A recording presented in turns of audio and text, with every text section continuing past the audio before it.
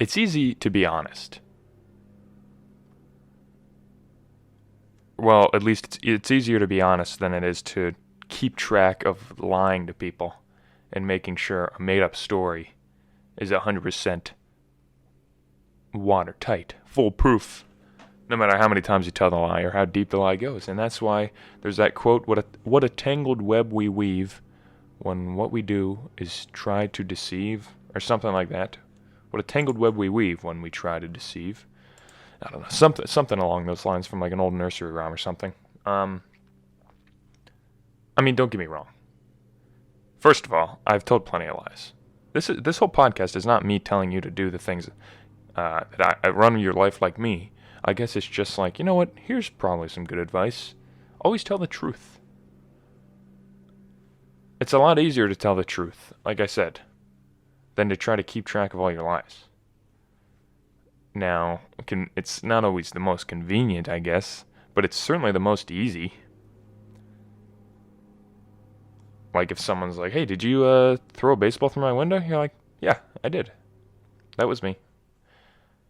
Instead of going, well, actually, someone scared me, and I thought they were running at me to hurt me, so the only thing I had around me was a baseball. I was doing my homework. I was outside because while I have mail getting here today, I was supposed to get my new sneakers in the mail, and I ordered them the other day. By the way, they're these purple sneakers. I got them at Foot Locker, and I was supposed to get them in the mail, but they lost the tracking number, so I just have had to check the mail every couple of days. Just every day I've been looking at the post office. So anyway, so I was outside, and then I saw this guy running at me, and he was screaming, so I thought he was going to hurt me, and then he was running away, but he was still yelling, so all I had was this baseball, because I had a baseball, because I needed to draw a ball I'm in an art class, I had to draw a ball, so I threw the baseball at the man that was trying to attack me, and that's what went in your window. So yeah, I threw a ball in your window, but it wasn't because of anything I did wrong. You would have done the same thing as me, in a way. See, that's hard to try to keep track of that story. If you said, Harrison, repeat that story, I would say something about a baseball, a guy was running. I would forget the whole part about the shoes. So it's just easier to tell the truth and go, yeah, I was playing crochet. Crochets with like sewing needles. And it's fun to be honest, even if it's rude. I guess it depends on who you're talking to, at least with me. If it's someone I don't necessarily like and I'm like, yeah, this is boring. Or if they just tell me, they just are like, hey, are you talking to me just to be nice? Or what do you think of me? I'm just like, well, I don't know. I'm just trying to pass the time. That'd be rude for the person to hear, so I don't like to say it a lot, but sometimes it is like, it's nice to not at least lie. And I can set a standard of I'm allowed to tell the truth. That's another weird one where people get mad at you, like if you're in school or something, and you'll get reprimanded for being honest, where it's like, what, are we trying to push a society where you're not allowed to tell the truth and you have to lie to try to make sure everyone feels good? It's like, why is that a thing? That should not be the standard we are setting for students in the classroom. I can't necessarily think of any examples right now. But even in class, if you're just like not paying attention, the teacher's like, are you paying attention? You have to go, yeah, sorry, I was paying attention. There was a kid in my Spanish class. Sophomore year that did that a lot. The teacher would call on him and he wasn't paying attention, and he would just go, this is, he would just pause for a second trying to think of the question, or think of the answer. He'd go, yo soy, this is embarrassing. This doesn't happen often. I guess I zoned out for a second. So, this is embarrassing. This is awkward. And that would happen every single time that she asked him for help on a question. Hey, Roberto, can you say I am SpongeBob? He would go, yo soy, oh my gosh, I'm zoning out here. I'm sorry. This is embarrassing. This is embarrassing. I oh, I know it. Now that's funny. But why is it not okay for that kid to just go, yeah, I wasn't paying attention? Like, for his own sake, he should be able to do whatever he wants. That's why I don't get this rule of, hey, no phones in the classroom. Like, maybe, I certainly don't think you should take phone calls in a classroom. Um, but I mean, if a kid is going to sabotage his own grades by not paying attention in class just so that he can be on his phone, I mean, isn't that his right? Doesn't he have a right to be able to do that and just sabotage? Like, at least as long as it's not infringing on anyone else. If he or she is on their phone in class, purposely not paying attention, and then they fail the test, well, then that's the free market. That's God saying, look, you can have fun on your phone, but you're going to fail the test. So we don't need rules in the classroom to go, oh, you're not allowed, there's a no phone policy in here, and if I see it, that's lunch detention. It should just be up to God, for a very vague sense of what God is, but just like a natural development of, oh, either you can be on your phone and not pay attention and do bad on the test, or you can be off your phone, pay attention, and do good on the test. You know what I mean? It's going to work out regardless. You don't need someone to go in and go, no, you know what I mean?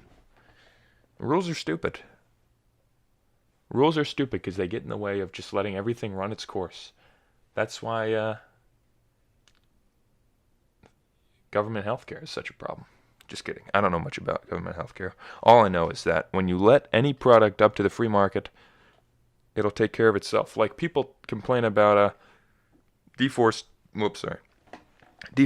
Like, we're going paperless to save trees.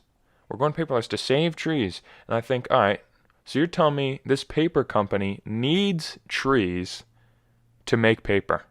So, yeah, they'll go in the forest and chop down some trees and make the paper. But then what? Then that company, if they don't replant the trees, then in 5 years, when all the trees are gone, they have no more business, and they have to shut down their business because there's no more trees. No.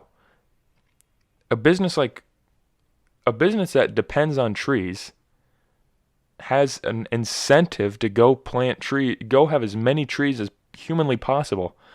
You know what I mean? Like, like a logging company, like a logging company, like to go make pieces of wood.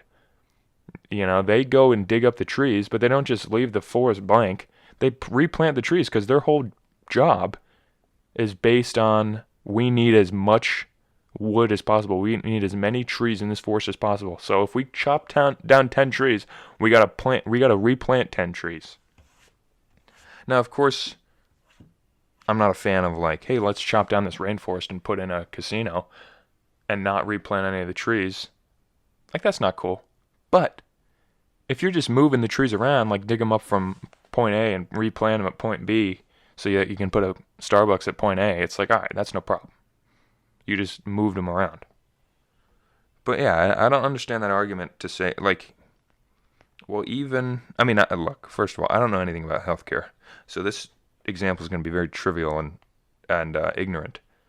But I would say, like, if you just left it up to the companies, like, the government getting involved, I think, is the problem with anything, because it's just the government can set whatever standards they want, But a company, if it's only two businesses, the government's not involved, if there's only two businesses in charge of, like, giving out medication, and one of them charges $100 for pills, and the other one, if they want to be able to compete with them, then they only charge $50.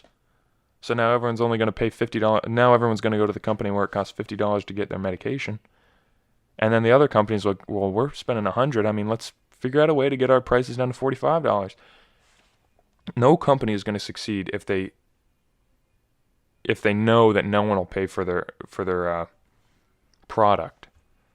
They have an incentive to make sure everything's always cheap.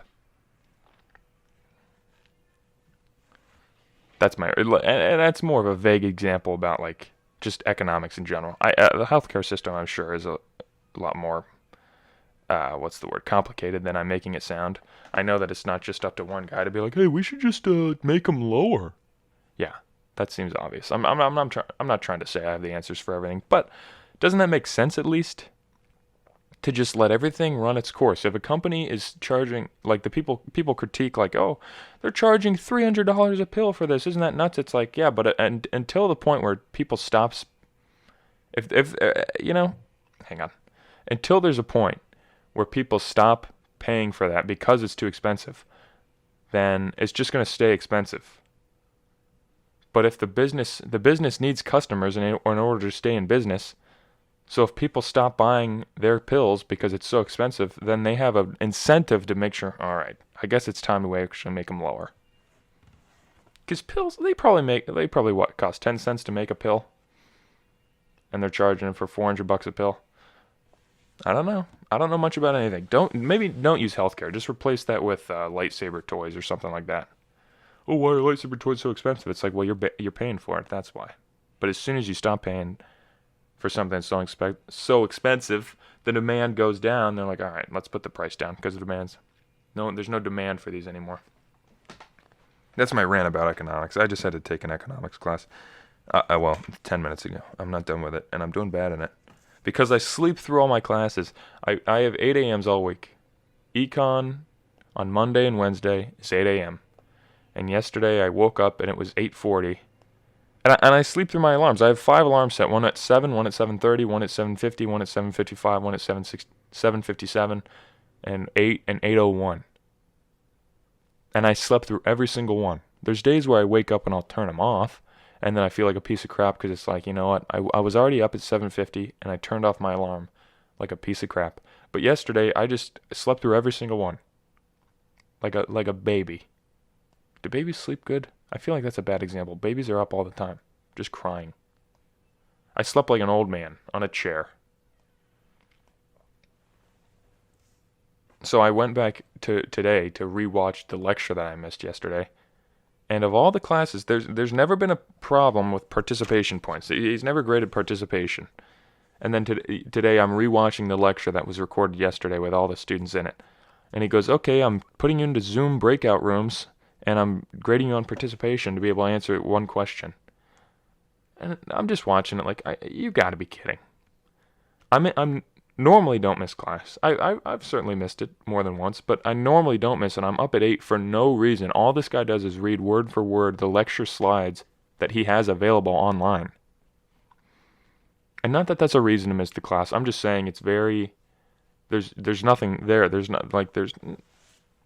I mean, if he wasn't the teacher and it was just like, hey, read these lecture slides on your own terms, write down the notes, you would get the same exact thing out of the class. But now I missed the class, and then today's the day where he's like, all right, I'm actually having like a little breakout think, pair, share thing that I'm grading you on participation. And it's just like, well, that's just great. I missed that. What do you know? So I suck at school.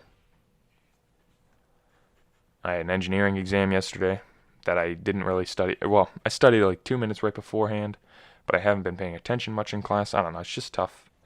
I'm not going to sit here and complain about how hard my life is because I don't pay attention in school. Like I said, this whole thing comes back to the beginning example of like, well, if you want to be on your phone, then you have to deal with being able to fail in your class. So I'm not going to sit here and be like, well, that's not fair, guys. What do you guys think? Doesn't that suck? You know what does suck? Taxes.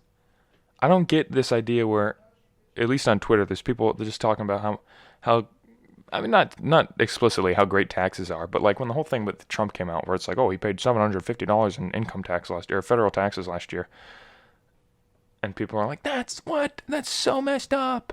We all need to be paying so much more in tax, and you're just like, why? When did people all of a sudden want to defend how great taxes are? Like, I get he's a rich president, billionaire. He should be paying more than $750 in tax, which he is. That was just a lie, but whatever. Not to sit here and talk about how lies. Even though it's the episode about honesty. That was a lie that everyone just believed. $750, that's unbelievable. Now, I'm not going to use that as an example, but side note. When there's something like that something sounds absurd and your first instinct is, that's unbelievable, I don't understand it, how did he... I'll just use that as an example. Yeah, okay, sorry. I'm kind of backpedaling here because I don't want to alienate anybody, but I'm not doing this in a way to defend Trump. I'm just using it as an example. When you hear that on the news and you go, $750 in income tax, that is insane. That's unbelievable. Yeah, you know why it's unbelievable? Because it's not the truth. You're right to think that's unbelievable. You know what I mean? I don't know all the logistics, but there was more than just $750. There's a difference between paying taxes as a business than just paying taxes as like, if you're just used to, oh, I work at FedEx and I pay $100 in taxes every week and this guy paid $750. Yeah, that doesn't sound right. But that doesn't sound right because it's not right. Your instincts are right. You know what I mean? But you can, as a business owner, like, I don't know, you can write off different stuff, and if you already paid the taxes for your employees are already paid, these building taxes already, like you don't have to repay the tax twice. Something like that. For very idiotic terms, that's what it comes down to. I'm not a freaking financial advisor. I don't know how the actual tax laws work or exactly what it was, but it wasn't just $750. So when your first instinct is reading something and you go, that's unbelievable, yeah, it probably is unbelievable, so don't believe it. I guess that's what I'm saying. How can your first instinct be, that's unbelievable, I should believe this? You know what I mean? Anyway, taxes suck. Like maybe in the 30s when you would pay taxes, you'd pay like 60 cents every paycheck, and then that would like collectively, everyone's 60 cents came together and they fixed a pothole on the road. But when's the last time anything was ever done good with taxes? At least in Pennsylvania, the roads, like 83, the highway going through Pennsylvania, has been under construction for at least 10 years on the same stretch of road. And you just think like, oh, well, good thing I'm paying my taxes. It's like, even if you are paying your taxes, it doesn't go anywhere. They built the Hoover Dam in like 2 years during the Great Depression in the Empire State Building. But now we're going to complain about, or we're going to talk about how great all the infrastructure in America is because we fixed a road in 10 years. Come on, people. That's my rant about taxes. I'm not going into it much more, because I don't know much about taxes, other than they take $100 out of my paycheck every week to pay for God knows what. Just some government program where it's like, oh, we need to put more people on NASA that know how to count backwards from 76, because diversity. Go. Can't we just fix the roads? Like, what else what does the government need to be in charge of? The military, the police, and the roads. But even that, privatize the roads. Like the turnpike. Like, you have to pay to get on the turnpike. And you know how many problems there are with the turnpike? None. Because the money just goes into the turnpike. It doesn't go into the turnpike fund that also has to pay for gas mileage, which also is getting more and more. They're getting more and more strict. I'm pretty sure the turnpike has to pay like, I don't know, billions of dollars in fees just because of the fact that they're not going with the government or something like that.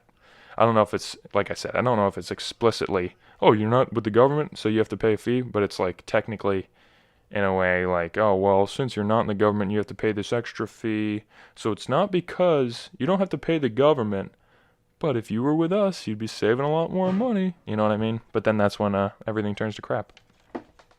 So my lesson for today is, don't put so much faith in the government. Have you ever been to the DMV? And you know how you're in line for like 45 minutes and then you get there and it's just some idiot going, yeah, you forgot your form, so we can't take you. And you're like, well, you're the one who's in charge of that form. You told me I only need my license and my social security card. Yeah, but you also need your birth certificate because we need to know you're born. And you go, no, I'm the birth certificate. I'm proof right here that I'm born. I have my license. I have my social security card. And they're like, yeah, I'm sorry. They wouldn't even say sorry. It's just, yeah. Bye. And then that's the government, by the way. And the post office. I was freaking home yesterday, back in wherever, my parents' house, and I get the mail, and I look at the mail. It's a package for my neighbor 2 houses down. I'm like, you know what? That happens a lot. No big deal. No big deal. It happens. And then I look at the rest of the mail. I got 10 letters. No mail came to us. Every single letter in my hand was for our neighbors. And I just think, this is the government. FedEx would never do that. Of course, I'm shamelessly advertising for FedEx because that's who I work for. So go ahead and buy things through or get things shipped through FedEx. But that's the post office. That's the DMV. It's just idiots that don't know how to do their job. But that's the government. The White House is just a bunch of idiots in the government. So you're basically going up to the DMV and say, hey, can you take all this money I took in my paycheck and make sure it goes to something cool? And they're like, yeah, I'll give it to that doctor the other day who found a tax loophole, so he actually gets money back for his tax returns. That's my whole rant on taxes. Sorry, I said that twice, but basic story of the day. Don't put so much faith in the government, and always be honest. It's easy to keep track of the truth. So even if it's boring, just tell someone like, can you quit brushing your teeth so loud? It's very annoying. And they'll go, oh, I can't believe he'd criticize how I brush my teeth. Oh my God. And like, yeah, but at least you don't have to deal with that guy brushing his teeth so loud anymore. But you know what you could deal with that's at a loud volume? The song of the day, which is a new song I heard called Black, featuring Norah Jones by Danger Mouse. I'll skip right into the middle of it.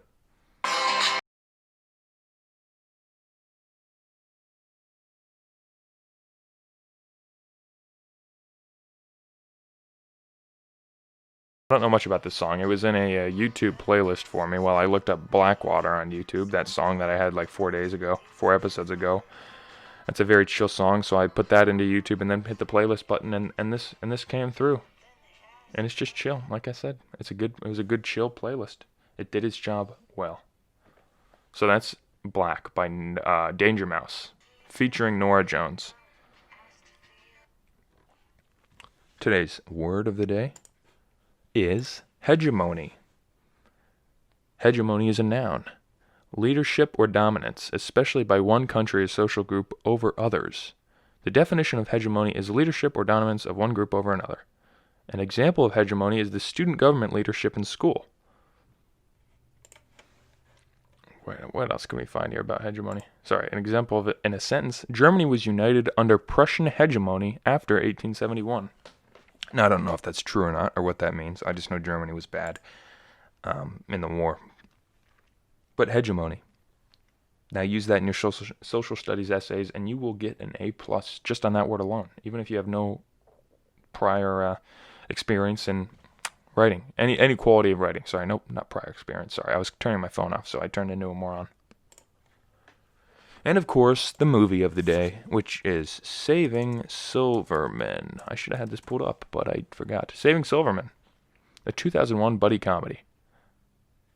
The film traces the misadventures of buddy J.D., Jack Black, and Wayne, Steve Zahn, who begin to suspect that their best friend, Darren Silverman, Jason Biggs, is going to allow himself to be badgered into marrying Judith, a woman he doesn't love. They decide to reunite him with his long-lost love from their school days, even if they have to kidnap Judith to do it. Yeah, so they kidnap this guy's wife and convince him that she's dead, that she died in a car crash, in order for him to get back with his high school sweetheart. And it's just a goofy movie, but oh my lord, is it hilarious. It's got a 19% on Rotten Tomatoes, a 5.9 out of 10 on IMDb, but it's great. It's in that era of 2001, early 2000s comedy movies where they were just like goofy, balls to the wall, funny stuff after American Pie came out, and everyone was just like, holy crap, we could be making just rambling, hilarious movies that just make no sense. And they did. And Saving Silverman is a perfect example of how funny 2000s used to be. But at least we've moved forward and allowed everyone to critique every single move anyone's ever made. And get rid of funny movies like Saving Silverman in place of what? I don't know. What's a funny movie that came out in the last year that was actually funny? Because I can't think of one. And if you tell me Hubie Halloween, you're dead.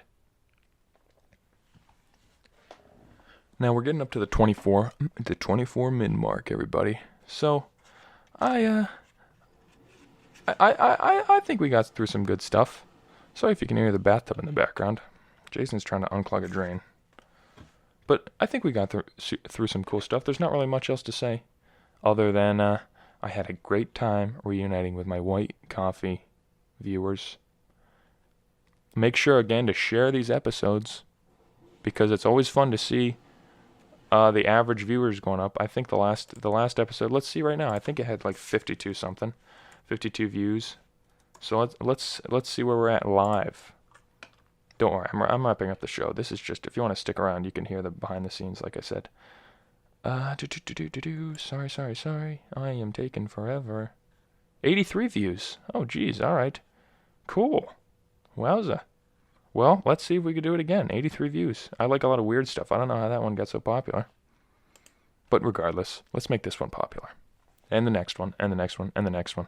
So share this with your friends. Share this with your mother. Show it to your dog. Play it in the background 800 times. Even if you only listen to it once, then you just turn your phone off and keep your phone on and then just throw it out a window and just let it play and let it play and let it play.